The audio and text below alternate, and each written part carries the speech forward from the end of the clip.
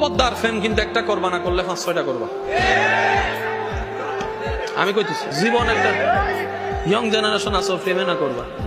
হ্যাঁ, তবে বউ যদি ফেরেশ চাও প্রেম করা বন্ধ করো। হুজুর কাহিনী তো বুঝলাম না। আমি কই প্রেম করো কয়টা, বিয়ে করবা কয়টা, এই একটা কি 5টার ভিতরে করবা নাকি বাইর থেকে? এ তারাই বুঝে বাইর থেকে।